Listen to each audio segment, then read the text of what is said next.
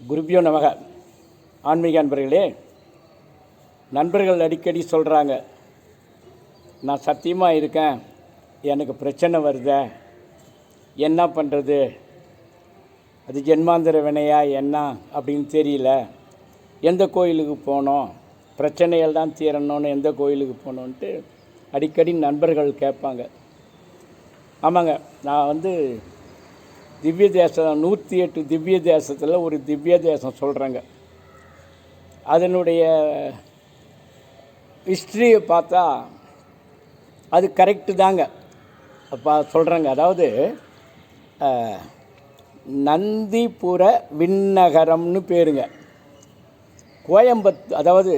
கும்பகோணத்துலேருந்து 2 kilometre தள்ளிங்க. Kumbakonam இறங்கிட்டோம்னா அங்கேருந்து ஒரு 2 கிலோமீட்டரில் நந்திபுர விண்ணகரம்னு பேருங்க. அதில் என்னங்க சிறப்பு அப்படின்றீங்களா? சத்திய சோதனை நடந்ததுங்க. அது அதாவது சூரிய வம்சத்து மன்னன் சிபி சக்கரவர்த்தி. pretty well elderly people might have known it because அது பள்ளிக்கூடத்தில் அந்த காலத்தில் பாடமாக இருந்தது. இப்போ இருக்கிறவங்களுக்கு தெரியாது. அதாவது சூரிய வம்சத்தில் வந்தவர் சிபி சக்கரவர்த்தி. சத்தியமான ஆட்சி செய்வாருங்க. அவரை சோதிக்கணும்னு சொல்லிட்டு நம்ம இந்திரனும் சந்திரனும் இந்திரன் வேடனாகவும் சந்திரன் புறாவாகவும் இவன் வேடன் வம்பு அடிக்க அந்த புறா சிபி சக்கரவர்த்தி தொடையில் விழ சிபி சக்கரவர்த்தி அந்த புறாவை கொடுக்க மாட்டேன்னு சொல்ல, எடைக்கு எடை என்னுடைய தசை கொடுக்குறேன்னு சொல்லி, அப்போது பகவான் அவருக்கு ஆசீர்வதிச்சாருங்க. பிரதட்சணமாய் ஆசீர்வதிச்சாருங்க. யாருக்கு? சிபி சக்கரவர்த்திக்கு. அதனால் ஏன்னா அவர் சத்தியமான ஒரு ஜீவகாருண்யம், அதனால் அவருக்கு செஞ்சாருங்க. அந்த நந்திபுர விண்ணகரம் நீங்கள் பாருங்கள், இது வைணவ க்ஷேத்திரங்க. 108 வைணவ க்ஷேத்திரத்தில் ஒன்று. ஆனால் பேர் பாருங்கள், நந்திபுர விண்ணகரம். அதுக்கு என்னன்னு கேட்குறீங்களா? சொல்கிறேங்க. தட்சனோட யாகத்தில் பார்வதி கலந்துக்கினாங்க. அந்த கான்டெக்ஸ்ட் வேறு. இந்த தேவர்கள் அவங்க பண்ணது தப்பு இல்லை. அதனால் என்ன பண்ணார், அந்த நந்தி தேவர் என்ன பண்ணார், துவம்சம் பண்ணாருங்க.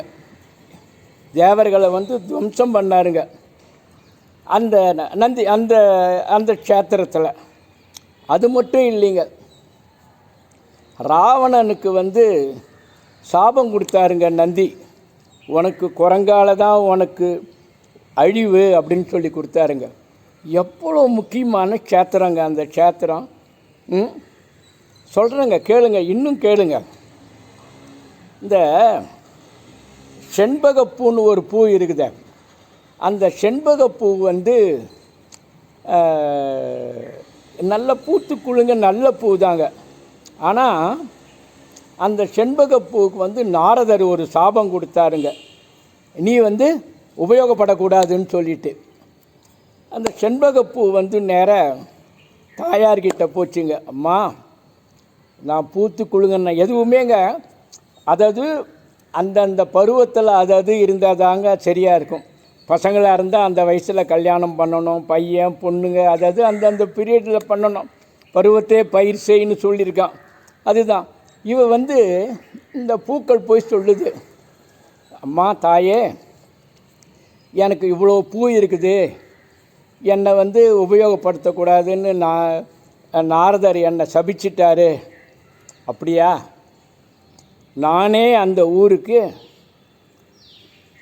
தாயாராக வரேன், செண்பகவல்லியாக வரேன் அப்படின்னு அந்த நந்திபுர விண்ணகரத்தில் செண்பகவல்லியாக தாயார் வந்தாங்க. உண்மை சத்தியம் ஜெயிச்சதால் நாராயணன் ஜெகநாதராக வந்தாருங்க. செண்பகப்பூ சந்தோஷப்பட்டுதுங்க. இந்த க்ஷேத்திரம் அவ்வளோ புண்ணியமான க்ஷேத்திரங்க. அதனால் ஒத்துரு என்ன பண்ணுங்க, இந்த நண்பர்களோட அரட்டை அடிக்கிறது, போகிறது வருது, வீட்டில் சண்டை. மாதத்தில் ஒரு நாளோ 2 நாளோ கோயில் குளத்துக்கு போங்க. கண்டிப்பாக கும்பகோணத்தை சுற்றி நல்ல க்ஷேத்திரங்கள்லாம் இருக்குதுங்க. அருமையான க்ஷேத்திரம் இருக்குதுங்க. திருநாகேஸ்வரம் அங்கே தான் இருக்குது. எல்லாம் நிறைய இருக்குதுங்க. பிரத்யங்கரா தேவி ஏதாவது நமக்கு கெடுதல் பண்ணாங்கன்னா அதை நிவர்த்தி பண்ணுறதுக்கு உண்ட கோயில் பிரத்யங்கரா தேவி கோயில், ஐயாவாடின்னு சொல்லுவாங்க. ரொம்ப விசேஷமான கோயிலுங்க. ஸோ இது மாதிரி உங்களுக்கு நான் அரிய தகவல்லாம் கொடுக்குறேன். டிலக் ஸ்ரீதரன்னு யூடியூபுக்கு போயிட்டு சப்ஸ்கிரைப் பண்ணி பாருங்கள். 1000க்கு மேலே வீடியோ கொடுத்துருக்கேன். நன்றி, வணக்கம். ஹர ஹர ஹர ஹர மகாதேவ்.